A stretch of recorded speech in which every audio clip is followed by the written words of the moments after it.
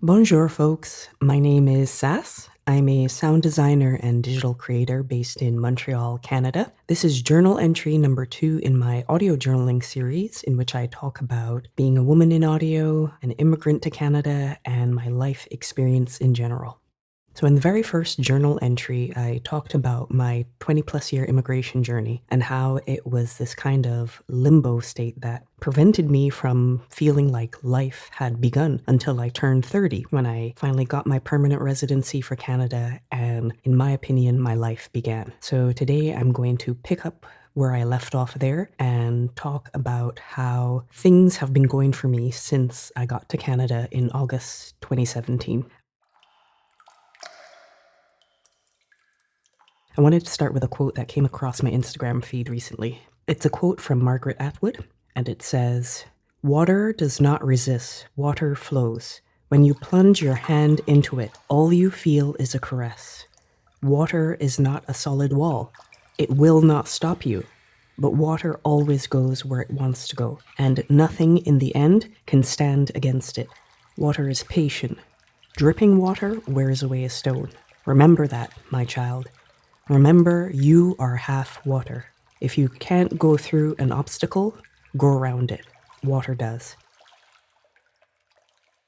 When I saw that quote last week, it was very apt for what I am experiencing this week, because as I'm recording this on Tuesday, May 14th, yesterday, Monday, I went to the screening for a film I worked on throughout most of last year called Moving Water. And that film, it represents a culmination of what I had hoped to achieve in coming to Canada. So I want to pick up from 2017, when I did my landing at Toronto Pearson Airport and had to figure out what this new Canadian life was going to be like that I had hoped for so long to get to.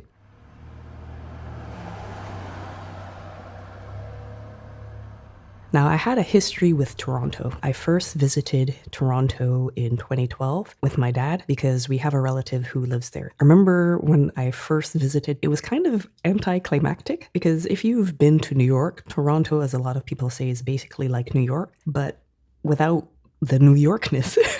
I was kind of underwhelmed and like, oh, this is it. Now, we didn't stay in downtown Toronto. We did visit, but my relative lives in Brampton, so that's where we spent most of our time. But I was kind of disappointed by Toronto. And Toronto is the third Canadian city that I've lived in, actually, because for part of 2012, I lived in Moncton, New Brunswick. And then for the latter part of 2012 through 2014, I lived in St. Albert, Alberta, which is about a half hour, 45 minutes outside of Edmonton. So I have some history living in Canada. And so as I was going through my immigration journey, having the option to choose where I wanted to live instead of having to go somewhere based on a school I got into or a job offer, this was the first time in my life that I had the ability to choose where I wanted to live purely just because. And having visited Toronto in 2012, I wasn't too enthusiastic about living in Toronto. The city has never resonated with me. To me, it's just like any big city, North America.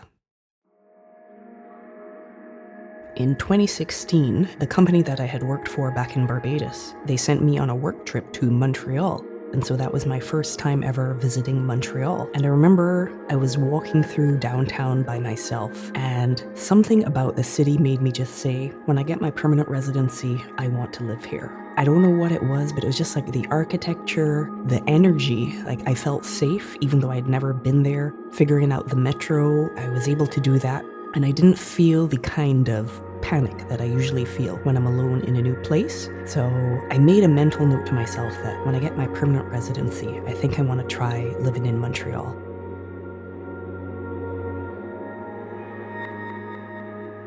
So in 2017, I'm in Toronto. I was working as a ladies' wear associate for a department store. And if you know me, I am not a fashion person. I should not be giving anyone fashion advice. So it was a seasonal job for the Christmas time, and I took it just because I didn't want to be living purely off of savings. But by that point, I knew you just have to be willing to do what I call the new immigrant hustle. Just take any minimum wage job you can and just start from there. The point is just to get the Canadian experience, get the work experience, and start earning money to sustain yourself. And I remember in mid-November, actually, my manager came to me and said, "Hey, when the new year comes, would you like to stay on and be full-time?" I said yes just as a reflex, because somebody offers you a job, you take the job. But I remember I hated that job. In addition to not being a fashion person, as an introvert, customer service is not where I should be. And all of that face-to-face interaction with people was exhausting. So I left work after every shift exhausted. And also, my primary goal in coming to Canada was to pursue audio full-time. One of the promises I made myself was, when I get Canadian permanent residency, I'll do what I have to do to start out, but at the end of the day, I am here to pursue a full-time career in audio and making my life a creative life. I had been applying for jobs throughout Toronto because Toronto is a big media city, so I figured I should be able to get my foot in the film industry there. I also know that a lot of job hunting is who you know, and I didn't know anyone in the industry to help me get that foot in the door. And it was very demoralizing because I was applying to so many jobs in film and outside of film. I wanted to do something that wasn't customer service. I came home from a particularly bad shift. I believe it was the Black Friday shift. If you've ever worked in a department store on Black Friday, it's a nightmare. And so I believe it was that Black Friday shift that made me reevaluate and say, nah, if I allow myself to stay here and get comfortable, I won't pursue my audio goals. I said I am settled enough in Toronto, but I'm not too settled. I said, before I go any further, let me give Montreal a try, because I remembered how I had felt when I first visited Montreal. I just remember the lightness of spirit, how the energy of the city just resonated with me. And I said, you know what? I think I'll move to Montreal in January. And I picked January just because of the whole new year, new me. I said, if there's a time to move, let's do it for the new year. During my time in Toronto, my relative did connect me with some other Caribbean folks. And when I told them my plan to move to Montreal, everybody said, why would you do that? People don't move to Montreal. They move from Montreal to Toronto. You're doing it backwards. Because they were part of the generation of Caribbean folks who moved to Montreal in the 60s and 70s. And then when Quebec had its silent revolution and there was the exodus of Anglophones, they were part of that exodus who settled in the greater Toronto area. So I'm there telling all of these Caribbean folks I'm planning to do the opposite and move from Toronto to Montreal. And everybody said, don't do it. But something in me told me, just go to Montreal. Like, that's where things will work out. That is where you belong. The only word to describe it is instinct. My soul was telling me, just go to Montreal. That's where you're meant to be. And I could not ignore that voice. If there's one thing I've always been willing to do is follow my goals to do film, even though that was the most impractical thing as an international student to do. And I was going to follow my goals to Montreal. So January 3rd, 2018, I took the Via Rail from downtown Toronto to downtown Montreal. And I had booked an Airbnb, I think through February, because I wanted to be able to have a place to arrive and then get my bearings from there. And I made a deal with myself that if I didn't find an apartment to live by March of 2018, once the time that the Airbnb ran out, I could always go back to Toronto. I started the apartment hunt, and on February 26, 2018 is when I signed the lease for my apartment. My first studio in downtown Montreal near Papineau Metro. That first step of getting a mailing address is like, it's going to be all right from here. Like, things will flow from here. And it really has. Montreal is a city where life has just flowed for me. Now, that's not to say it hasn't had its struggles, but in terms of being able to move here, get my first place, that was February. I signed my apartment. By, I think, the second week of March, I was able to get a job at a warehouse. And then in May, I got a job at a film production company. As I've been looking back now, 6 years later, and reflecting, I'm able to zoom out and see the bigger picture of how life has flowed for me since moving to Montreal, because I chose to follow my instinct. So I got the job at the film production company, and even though it was a film production company, I honestly wasn't doing a lot of things film related. It was, again, another very anticlimactic thing where it was like, I had a fancy title and it was a very good paycheck, but it wasn't what I wanted to do. So 2020 came, and of course the pandemic hit. I think I, like many people, had that come to Jesus moment where it's like, okay, let me reevaluate my life and make some changes. And so in 2020, I quit that job and decided to go back to school to get a diploma in sound design at Trebas Institute here in Montreal. Because I had been seeing the signs for Trebas on the metro. They had an ad campaign all throughout the metro and like the bus stands. And so I would see them, and I made a mental note like, I should check out the school and see what they're all about. So in January 2020, actually, I had made an appointment to visit the school, not knowing, of course, what was to come of the pandemic. But I made an appointment to go visit the school because I had enough money saved to get me through half of the program. And so I went to the school to visit, just see if it was something I wanted to continue saving towards. I told the registrar, or the man who gave me the tour, that I would look to enroll in the September 2020 semester because I wanted to give myself time to continue saving. I left the meeting being kind of non-committal, like, oh, this is something I should do, but I don't know if I will do it. When the pandemic happened, it was no longer a might do, it became a must do. So I reached out to the financial aid office to get the help that I needed to fill out the paperwork so that I would be able to go to the school. And as it would happen, if you're a resident of Quebec for 2 years, you pay the in-province tuition. And that January 2020 had been my 2-year anniversary of living in Quebec. And so I was able to qualify for the lower in-province tuition, which again is another example of life flowing in the way I needed it to.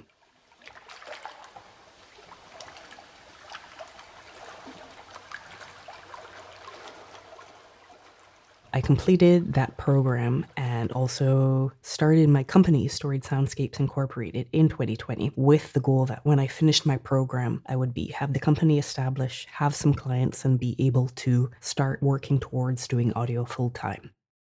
In 2019 as well, I met my friend Lily. She had started a group, I believe the original name was Women Filmmakers of Color. It's now called Filmmakers of Color on Instagram, but the original group name was Women Filmmakers of Color. Lily is a film enthusiast, and she wanted to connect with other like-minded women of color in film. And she hosted a meetup at her place, and I went to the very first meeting.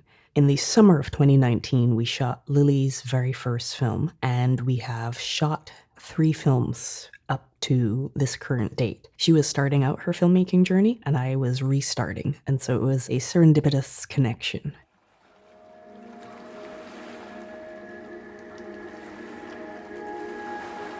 In October 2022, Lily was having a screening for her 3rd film in her backyard. It was summertime, and we set up a projector, and we invited a bunch of folks that we have met through the filmmaking community that has been fostered through Filmmakers of Color.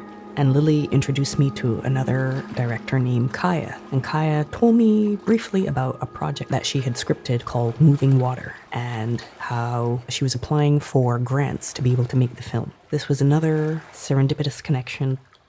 Moving Water is one of those film experiences that, when we wrapped the film shoot in July, I was telling Lily how this is the film that made me a professional, because it was the first time I was head of department, I was head of sound, and I also had to work with others in a post-production pipeline. So I had to prepare sessions for ADR, Foley, and it was so intimidating, but it was also, I knew this is what will help me to grow. As much as I remembered a lot of my stuff from film school from 2008, 2011, it was like brushing cobwebs off. The imposter syndrome was so severe because I felt like, who am I to be working on a film of this caliber? But I also embraced the challenge and embraced the growth and reminded myself that I wanted to grow. And I reminded myself that smooth seas do not make a skilled sailor. I had to remind myself it was okay to make mistakes.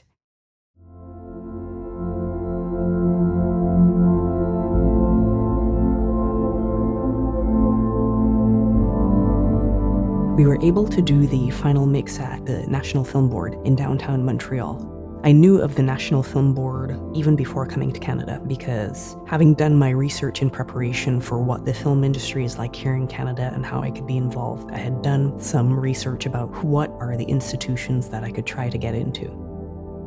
So one day in 2018, I was on the bus and I see from the highway the National Film Board, and I said to myself, oh, that's where it is. Now I just have to figure out how to get there.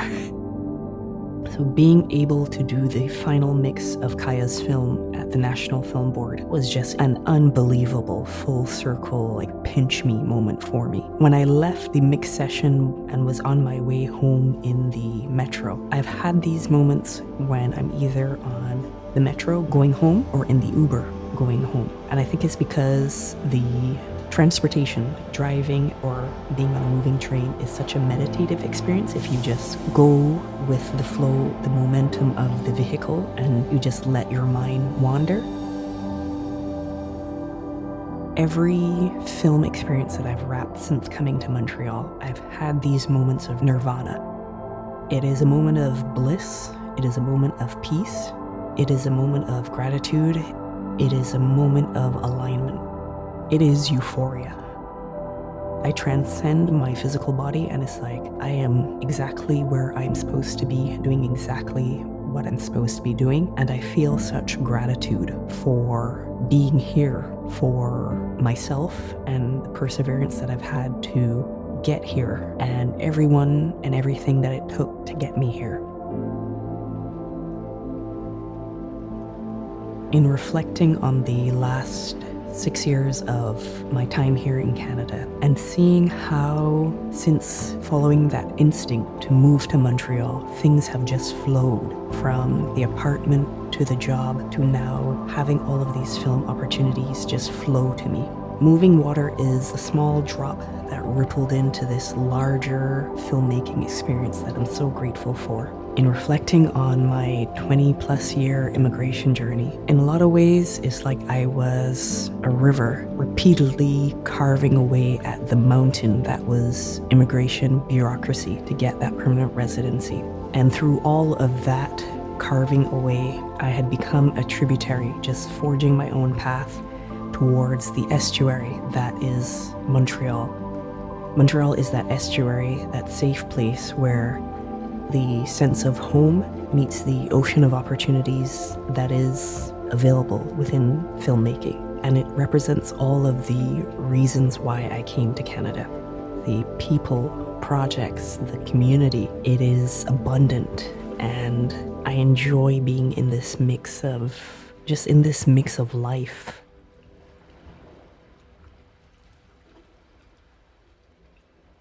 The biggest takeaway is I have to let life continue to flow. I need to not resist. I need to not become my own obstacle. Trusting the flow of life, trusting the process, trusting the universe, trusting my ancestors, because life has always carried me to exactly where I want to be and exactly where I need to be. So if you have made it this far in the journal entry, thank you. I appreciate you. I hope these reflections resonated with you and you were able to have some takeaways for your own life in how you can be more like water and just flowing with the rhythm of life. I thank you for listening to me ramble my weekly thoughts, and I will catch you next week. TTYL.